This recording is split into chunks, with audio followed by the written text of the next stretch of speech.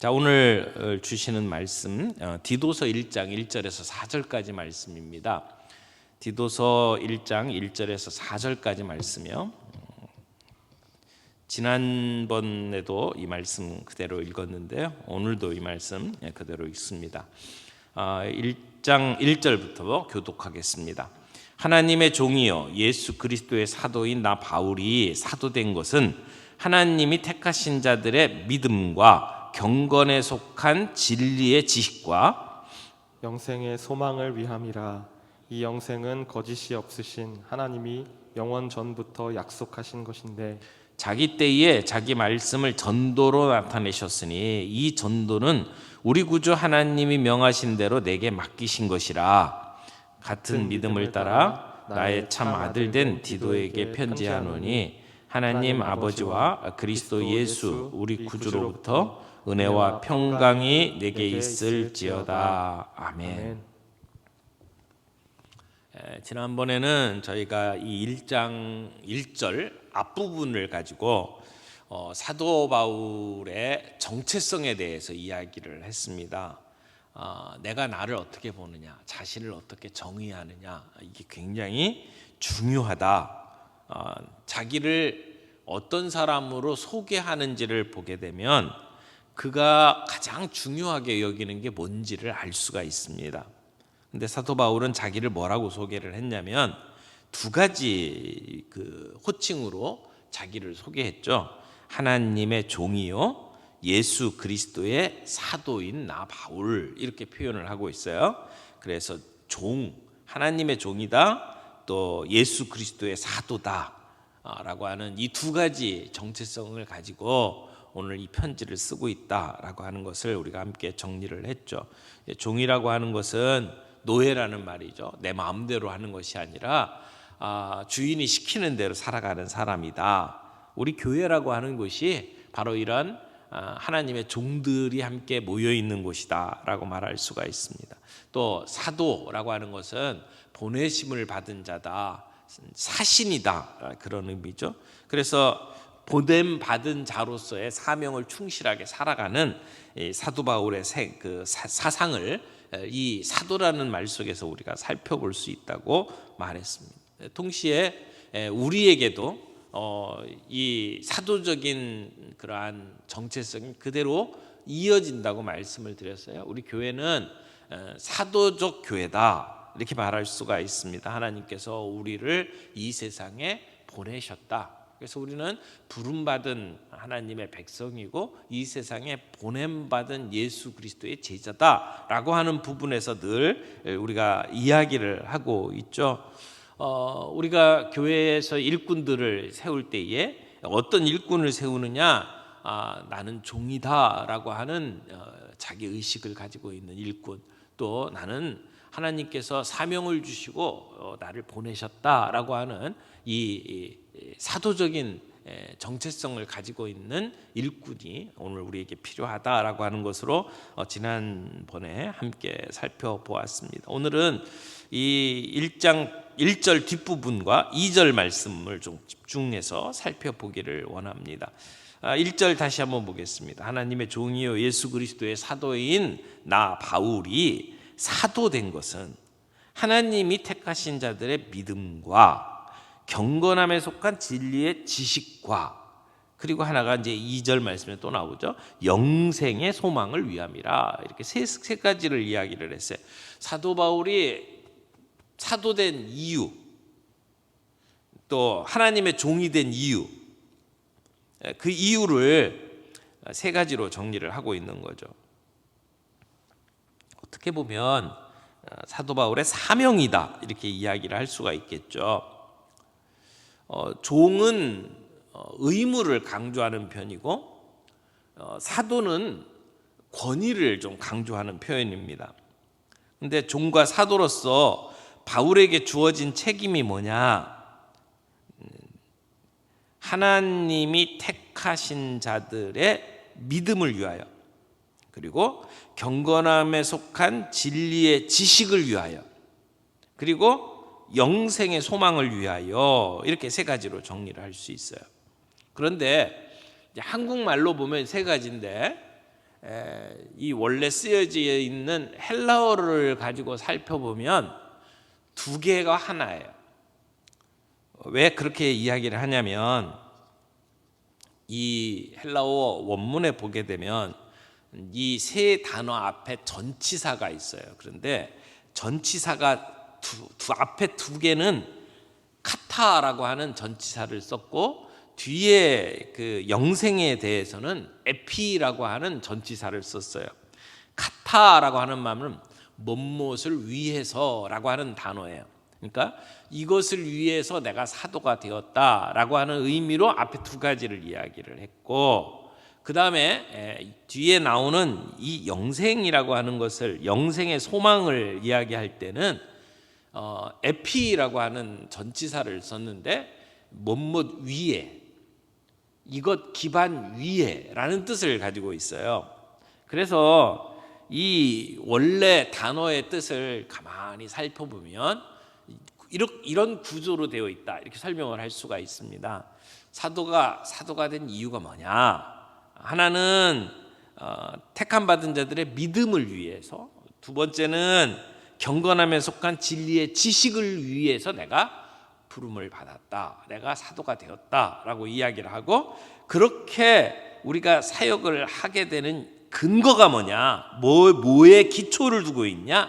영생의 소망에 기초를 두고 있다. 이렇게 이 본문의 말씀을 정리하는 것이 바른 해석이라고 생각을 합니다. 자, 그러면 지금 사도 바울이 사도가 된 사명, 목표, 이유, 첫 번째, 믿음의 사람들을 바로 세우기 위해서 이 사도가 되었다라고 이야기를 하는 겁니다. 다시 본문 보세요. 하나님이 택하신 자들의 믿음을 위하여, 이렇게 되는 거예요. 하나님이 택하신 자들의 믿음을 위하여. 지도자들이 해야 될 중요한 일이 뭐냐? 교회의 일꾼으로서 부름받았다면 내가 해야 될 일이 뭐냐? 택함 받은 자들의 믿음을 세워주는 것이 우리의 할 일이다라고 하는 거예요. 어떤 유혹과 시련에도 끄떡없는 믿음의 사람을 만드는 것, 이게 교회 일꾼들이 해야 될 일이라는 거예요. 그런데 오늘 이 말씀을 가만히 살펴보면 이 두 가지가 포함되어 있는 것을 보게 되죠. 선택이라는 말이 나오고, 택하신 자들, 선택, 그 다음에 믿음이라고 하는 단어가 같이 쓰여져 있어요.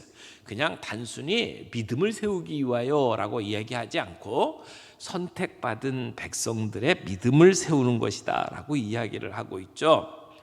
이것을 보면 사도 바울은 선택만을 강조하는 것도 아니고 내가 믿음을 믿겠다라고 하는 믿음만 강조하는 것도 아닌 것을 보게 됩니다.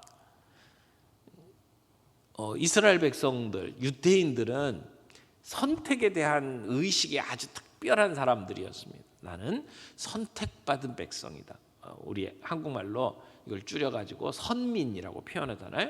선민, 나는 선민이다. 하나님이 특별히 선택해서 부른 백성이다라고 하는 의식이 굉장히 강했어요. 그래서 내가 어떻게 하든지 관계없이 나는 그렇게 부름받았다라는 의식을 가지고 이 유대인들이 살아가지 않았습니까? 근데 지금 사도 바울이 무슨 얘기를 하냐면 그 선택받은 것만 갖고 안 된다는 거예요. 거기에 믿음이라는 게 있어야 된다는 거죠. 그러니까 선택되면 자동적으로 믿음을 갖게 되는 게 아니라는 거죠. 선택 없이도 잘 가르치면 믿음에 이른다라고 이야기하는 것도 아니에요. 이 둘이 함께 있어야 된다는 거죠. 하나님이 우리를 선택해 주시는 것과 더불어 내가 믿겠습니다라고 하는 믿음이라는 것이 함께 있는 것이, 이게 우리의 신앙생활이다라고 하는 것을 얘기를 해요. 어느 한쪽만을 강조하게 되면 사람이 방종에 빠지게 됩니다. 내가 선택받았다라고 하는 것에만 강조하는 유대인처럼 되면 내가 믿음으로 고백하고 내가 예수 그리스도 앞에 무릎 꿇는 것이 그렇게 중요하지 않은 것처럼 생각될 수 있습니다. 또는 하나님이 나를 선택하든 안 하든 관계없이 내가 내 의지를 가지고 내가 신앙을 결정하는 거지 라고 생각하는 것도 방종의 길로 빠지게 된다는 거죠. 선택을, 하나님께서 우리를 선택하셨다라고 하는 것은 믿음을 함께 동반하는 것이고, 우리의 믿음은 선택을 전제로 하는 것입니다. 이게 신비죠. 하나님 선택하셨는데 어떻게 내가 믿음으로 고백을 할 수 있게 되나요? 내가 믿었다, 나는 믿는다라고 고백을 하는데 가만히 두고 보니까 하나님이 나를 선택한 것이래요. 이 신비를 우리가 설명할 길은 없어요. 예정, 그리고 내 자유의지를 가지고 내가 믿겠습니다 라고 하는 이 둘 사이를 쉽게 설명할 수 있는 길이 사실 별로 없어요. 그러나 분명한 것은 하나님이 우리를 선택하셨다라고 하는 것은 정말 복 받은 거죠. 이게 복이죠. 나라를 다스리는 대통령이 나와 함께 일할 사람들을 선택을 하잖아요. 법무부 장관, 무슨 총리. 사실은 대통령이 결정을 해야지 되는 거란 말이에요. 대통령이 임명권을 가지고 있는 거예요. 내가 누군가의 부름을 받아서 그와 함께 더불어 일하게 됐다? 이건 굉장히 큰 영광이죠. 근데 하나님께서 나를 선택하셨다. 얼마나 놀라운 영광입니까? 그런데 하나님이 선택하셨다는 것은 그냥 나를 쓰신다라는 의미가 아니에요. 나를 구원하셨다라고 하는 의미죠. 아무나 구원받는 게 아니에요. 하나님이 선택하실 때, 하나님의 택함이 있을 때 구원받는 거죠. 그런데 지금 이 크레테 섬에 남아있는 유대인들은 내가 하나님의 선택받은 백성이다. 나는 메시아가 오게 되면 나는 선택받은 자로서 구원을 누리는 사람들이라고 하는 착각을 가지고 있었던 사람들입니다. 그래서 예수 그리스도를 진정으로 받아들이는 일을 제대로 못하는 사람들이었죠. 예수님을 받아들이지 않으면, 내가 예수님을 믿지 않으면 하나님으로 선택받았다라고 하는 것이 의미가 없는 겁니다. 그러니까 혈통적으로 유대인이라고 해서 복받은 삶을 살아갈 수 있는 게 아니라는 거죠. 믿음의 후손이 되는 것은 그냥 내가 선택받은 백성이다라고 하는 그 자긍심만 가지고 되는 게 아니라는 겁니다. 그래서 우리가 그냥 믿음의 가정에서 태어났고 나는 늘 교회 다니고 그것 가지고 내가 구원받은 사람이 되었다라고 말할 수가 없다라는 것이죠.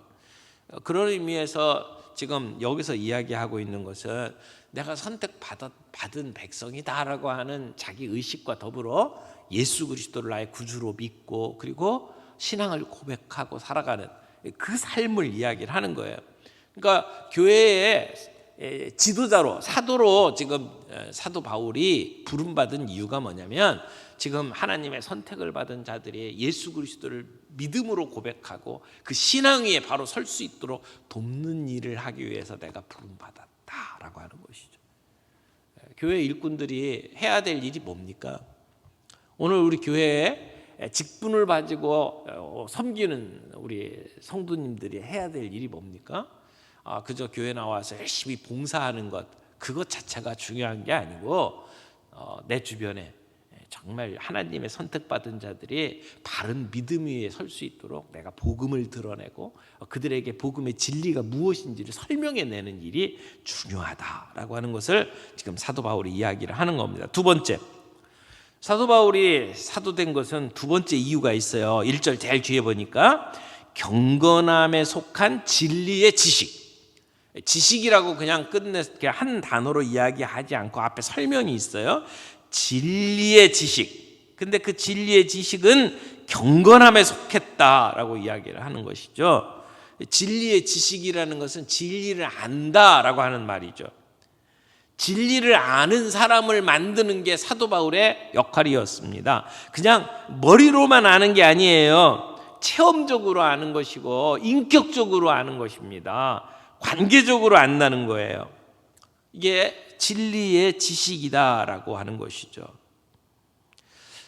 실제로 성경에서 예수님은 자신을 진리라고 이야기를 했죠. 예수님께서 내가 곧 길이요 진리요 생명이니. 그 진리는 어떤 내용을 이야기하는 게 아니고 예수님을 아는 것이 진리다라고 예수님이 말씀하신 겁니다. 그래서 그 예수님 십자가에 못 박히시기 전에 그 빌라도에게 재판을 받을 때 빌라도가 물어보잖아요. 진리가 무엇이냐라고 물어보잖아요. 그 진리를 안다는 것은 예수님을 아는 거예요. 진리를 안다라고 하는 것은 복음을 아는 것이죠. 복음이라는 게 결국 뭡니까? 예수님이 우리를 위해서 하신 것이 무엇인지를 아는 것, 그게 복음입니다. 그래서 예수님을 아는 것, 복음을 아는 것, 이게 진리를 아는 것이다. 그런데 그 진리의 지식을 뭐라고 표현을 했냐면 경건함에 속한이라고 했어요. 경건함에 속한. 여기 경건이라고 하는 단어가 나오는데 이 경건이라고 하는 말 뜻을 가만히 살펴보면 예수님 닮은 것을 이야기해요. 예수님 닮은 인격, 예수님 닮은 성품. 그러니까 구원받은 사람들은 예수님 닮은 존재로 변화되어 가는 거죠. 예수 믿는다면 그 경건의 모습이 있어야 돼요. 경건의 모양은 있는데 참된 진리를 상실한 사람들이 바리새인들이었잖아요. 늘 나를 다 지켜요. 안식일을 지키고 금식을 하고 이런 건 정말 겉으로 드러나는 것은 번듯하게 다 잘하는데 진리가 없잖아요. 근데 우리의 신앙을 보게 되면 우리가 진리의 지식이 있어야 되는데 그 진리의 지식은 경건함으로 나타나야 된다는 거예요. 근데 그 경건함이 뭐라고요? 예수님 닮은 것. 어떻게 우리가 예수님 닮은 존재로 변화될 수 있습니까? 그게 가능합니까? 우리같이 스스로 변화될 수 없는 능력을 가지고 있지 못한 사람들, 유한한 존재들이 예수님을 닮아갈 수 있다. 이게 복음이죠. 예수님을 만나면 우리가 예수님처럼 되어져요. 작은 예수가 돼요. 그렇게 되어가는 것이 우리에게 복음이죠. 기쁜 소식이죠. 왜?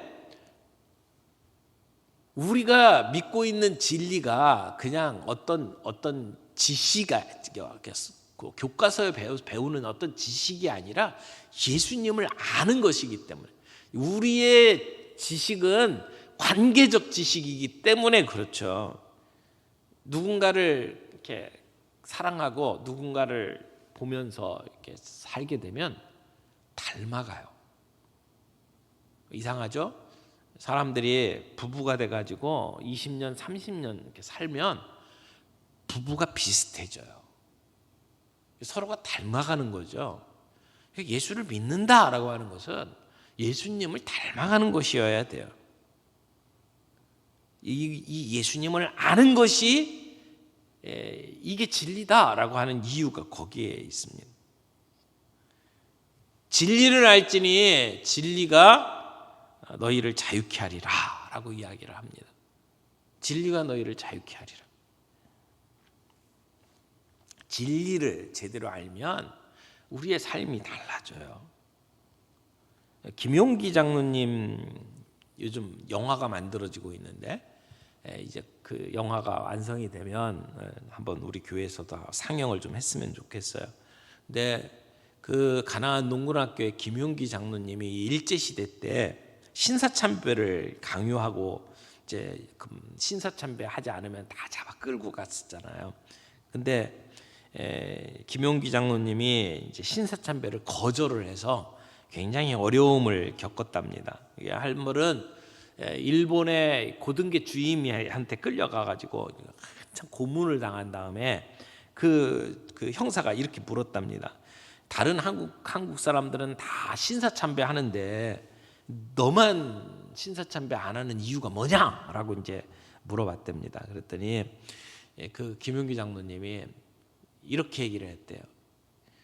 제가 솔직히 이야기해도 되겠습니까? 그랬더니 그래 말해봐라. 그래서 이 김용기 장로님이 이야기를 합니다. 다른 사람들은 다 한다고 말씀을 하셨는데 그건 살기 위해서 억지로 하는 거고요. 살기 위해서 할 수 없이 하는 거잖아요. 그런데 억지로 그렇게 참배하는 거라면 안 하는 게 낫지 않을까요? 사람들이 겉으로는 절하고 고개 숙이고 묵념하면서도 속으로는 천황폐하를 욕할 겁니다. 나는 그렇게 못합니다. 그렇게 거짓으로 참배를 하는 것은 천황폐하에게도 욕을 보이는 것이고 내가 믿는 하나님도 욕되게 만드는 것이기 때문입니다 라고 이야기를 했대요. 김용기 장로님의 이야기를 듣고 그 고등계 주임이 크게 감동을 받고 그래 네 말이 옳다.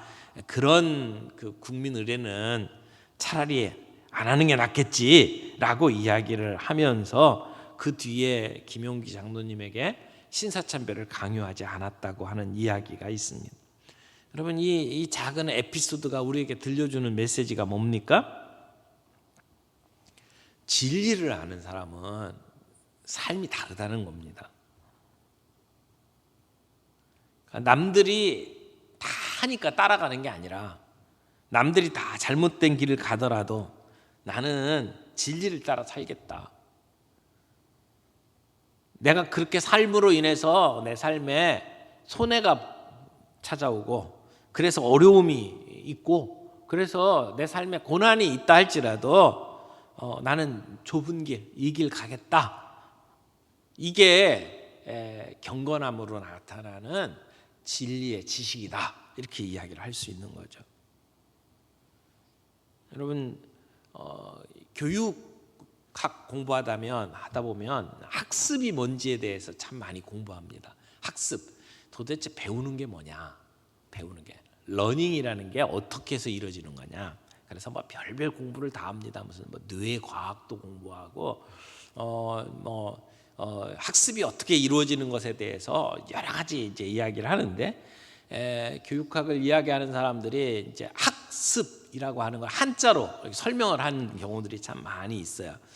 학습 할 때 학자가 배울 학자 그리고 습자는 익힐 습자. 그래서 학습이라는 게 뭐냐? 뭔가를 배우고 그 다음에 익히는 거다. 이렇게 이야기를 하죠. 학습이라고 하면 내가 뭔가를 들어서 이렇게 아는 것까지가 학습이 아니고 아는 것을 내가 내 몸으로 실천하면서 내 것으로 만드는 것, 익히는 것. 여기까지가 학습이다라고 이야기를 해요. 그러니까 아는 것이다라고 하는 건 어느 정도냐면 제가 저 피아노 건반에 어디를 누르면 무슨 음이 나는지를 알아요. 그래서 노래를 이렇게 치기 위해서는 처음에는 요걸 누르고 그 다음에 이거 누르고 그 다음에 이거 누르고 이렇게 박자를 맞춰서 내가 이렇게 누르면 노래가 된다라고 하는 것은 저는 잘 알아요. 근데 그것을 내가 타이밍에 맞춰서 건반을 눌러갖고 노래를 들려주는 거는 저는 불가능해요. 근데 이렇게 되면 뭐가 된 거죠? 학까지는 됐는데 습이 안 된 거죠. 그렇죠? 많은 사람이 그렇게 살아요. 머리로는 알아요. 근데 행함으로는 안 돼요. 머리로는 아는데 해보라면 못 해요. 요즘에 우리 집사님들 몇 분이 카페에서 라떼 만드는 일을 해요. 그래서 스팀을 이제 해가지고 이제 거품을 내고 그리고 이제 커피 위에다가 이렇게 올려 이렇게 가지고 그래가지고는 예쁜 나뭇잎 모양을 만들고 하트를 만들어내거든요. 저는 이론을 잘 알아요. 어떻게 하면 만들어내는지. 근데 손으로 만들면 하트가 안 나와요. 왜요? 익히질 못했으니까. 옆에서 지켜보면 그 쉬워요.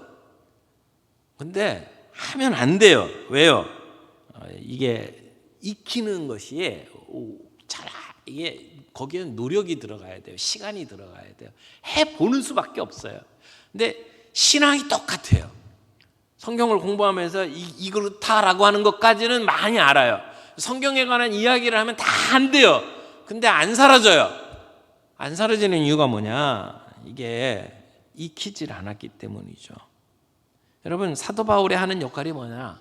이건 사람들이 믿고 있는 것을 살아내도록 돕는 거다라고 이야기를 하는 겁니다. 그것을 내 삶의 영역에서 그렇게 살아내도록 만드는 것, 그래서 경건한 삶의 모습으로 만들어내는 게 이게 영적으로 성숙한 사람의 모습이라는 거죠. 오늘 교회에 일꾼들이 해야 될 역할이 거기에 있다라고 이야기를 하는 겁니다. 경건에 속한 진리의 지식을 갖도록 만드는 것, 이것이 오늘 우리의 해야 할 일이에요. 오늘 예수 믿는다라고 하는 사람들이 왜 세상에서 그렇게 조롱거리가 됩니까? 아는데 안 사니까요. 알긴 아는데 우리의 삶 속에, 인격 속에 자꾸 드러나지 않으니까 욕먹는 거예요.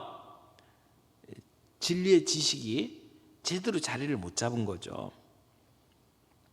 그래서 교회를 보면 성경 공부만 강조하고 막 교리만 강조하고, 그래서 무슨 뭐 듣도 보도 못한 무슨 뭐 웨스터민스터를 얘기하고 하이델베르그를 얘기하고 도르트 신조를 이야기하고 막 달달달달 외우게 만드는 교회들이 있어요. 근데 삶이 없는 경우들이 너무 많아요.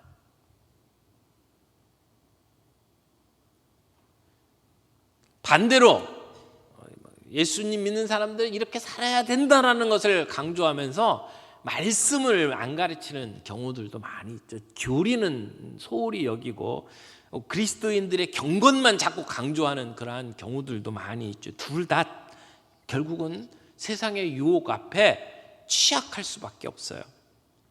우리 두 가지가 같이 있어야 된다는 거죠. 자, 사도 바울이 사도된 이유가 두 가지라고 그랬어요.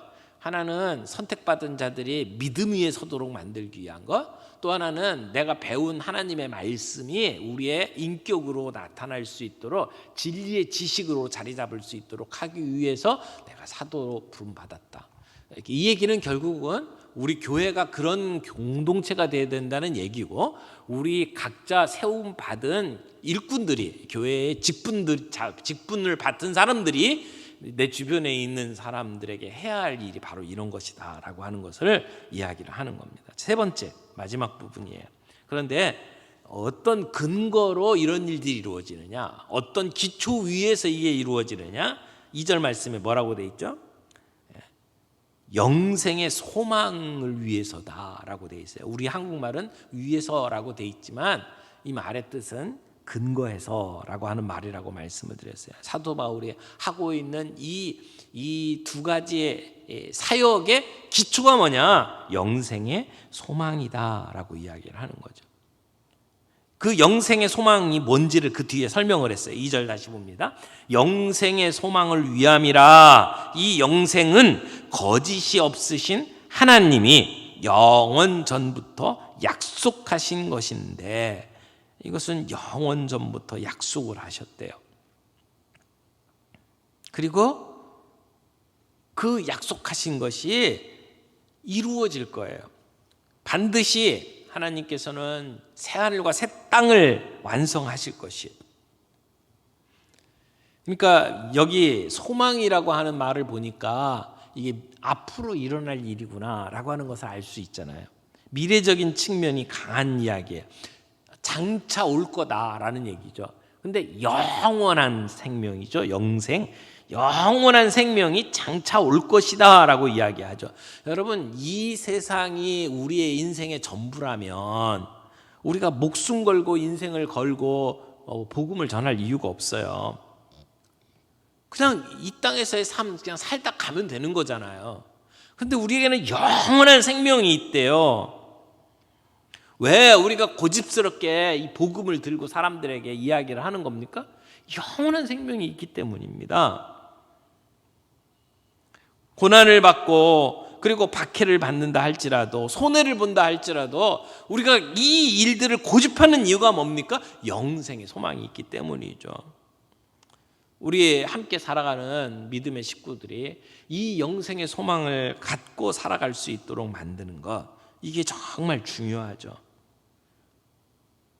이 땅에서의 삶, 그냥 이 땅에서 누리고 살아가는 것이 다가 아니다 라고 하는 것, 장차 이루어질 그 영원한 생명을 바라보면서 살아가도록 만드는 것. 여러분, 이 영생이라고 하는 것은 사실은 과거, 현재, 미래가 다 포함되어 있는 말이에요. 우리가 예수 그리스도를 믿는 그 순간 우리에게는 영생이 주어졌어요. 그리고 오늘 그 영생을 맛보면서 우리들이 살아가죠. 근데 이게 완벽하게 이루어지는 것은 우리 주님이 오실 때예요. 그래서 영생을 누린다라고 하는 것이 과거, 현재, 미래가 다 있다라고 말할 수 있습니다. 예수님께서 재림하시는 그날 이 영생은 완성이 될 겁니다. 그래서 오늘 본문에서도 하나님이 영원 전부터 약속하신 것인데 이것이 완벽하게 이루어지는 것은 우리가 주님 앞에 서는 날 될 것이다 라고 이야기를 하는 것이죠. 사랑하는 성도 여러분, 오늘 우리에게 이 세 가지를 붙들고 살아가는 신앙이 좀 되었으면 좋겠어요. 첫 번째는 믿음의 사람이 되는 거죠. 예수 그리스도를 믿는다 고백하면서 살아가는 삶. 하나님이 우리를 선택하셨고 그래서 우리의 입술로 예수 그리스도를 나의 구주라고 고백하고 그 주님을 믿는 믿음의 공동체, 우리 교회죠. 또 우리가 말씀을 배우고 공부하는 것이 우리의 인격으로 드러나는 경건의 모습으로 나타나는, 그래서 경건의 열매가 있는 진리의 사람들을 세워가는 공동체. 그리고 세 번째는 영생의 소망에 기초를 둔 공동체. 오늘 우리 교회가 그런 교회가 되기를 바랍니다. 선택과 더불어 믿음이 강조되는 교회, 우리가 배운 진리가 우리의 인격으로 드러나는 교회, 그리고 이 땅에서의 삶으로 끝나는 것이 아니라 영원한 영생을 소망하면서 견디면서 살아가는 교회, 그런 교회가 되기를 바라고, 우리 교회 안에 세움받은 일꾼들이 해야 될 일이 바로 우리 교회를 이런 교회들로 세워갈 수 있도록 우리가 기도하고 또 섬기고 그리고 양육하고 훈련하는 것이다 라고 하는 것. 사랑하는 성도 여러분,